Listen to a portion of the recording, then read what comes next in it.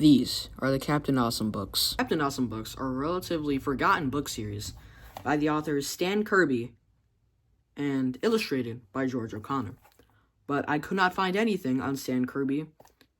Even on Goodreads, I searched his name up on Google, on YouTube. There's nothing that comes up because mainly he's overshadowed by Stan Lee and Jack Kirby's collaboration. Captain Awesome is a villain of the week type of book series where it's basically just different issues of a comic book that has no overarching story and, is in the style of a more actual book. Every book is only 100 pages long, or about that at least, and they always have one thing that is the main plot point. For example, the 5th, 6th, and 7th books are Captain Awesome Soccer Star, Captain Awesome Saves the Winter Wonderland, and Captain Awesome and the Ultimate Spelling Bee. Captain Awesome, the book series, is really just about a troubled child who thinks that he's a superhero, and this fact is encouraged by all of the people around him. Besides the people at school who say that, this is dumb. So the Captain Awesome books, in my eyes, are fine. They're not terrible. I'm definitely not the age range of this, because I'm 13 though. And it literally says on the back, 5 to 9-year-olds. But I did read these for the first time when I was that age, and I remember I used to love these. And my personal 3 favorites were Captain Awesome Saves the Winter Wonderland, Captain Awesome and the Ultimate Spelling Bee, Captain Awesome versus Spooky Scary House. Well, actually, I just like their designs the most. I like looking at them the most.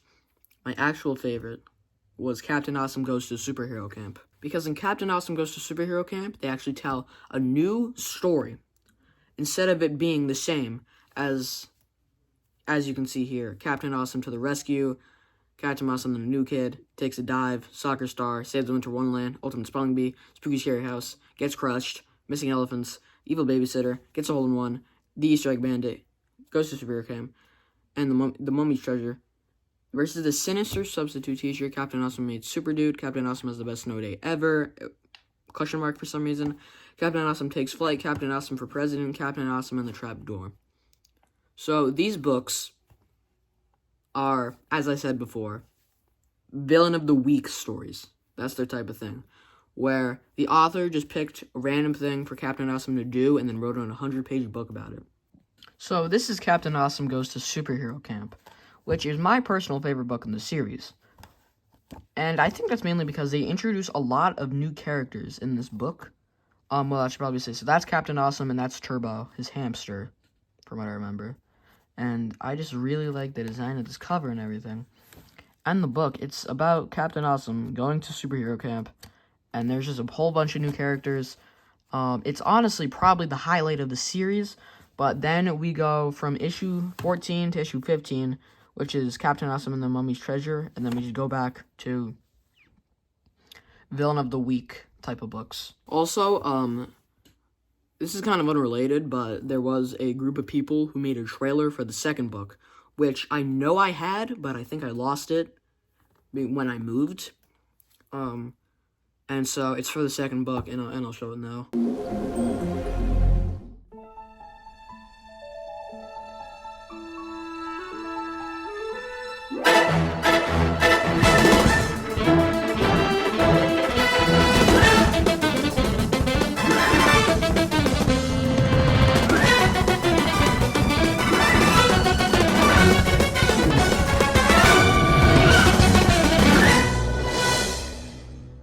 Thought it was kind of funny, So these definitely aren't the greatest books ever. But nobody remembers these. The last videos made about this are from 4 years ago, 1 year ago at the latest, at the earliest. Yeah. Nobody remembers this book series, it seems, because for having 26 entries and being written yearly. Well, pretty much yearly.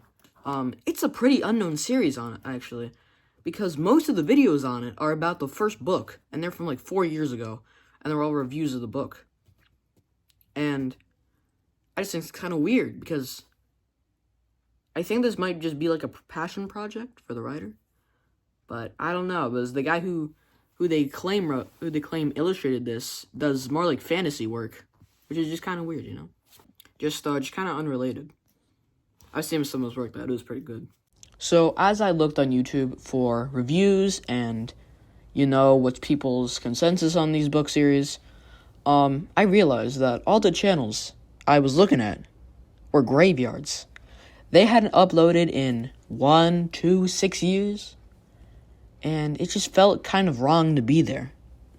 Because nobody's been here. Nobody has seen these videos in probably a couple years now.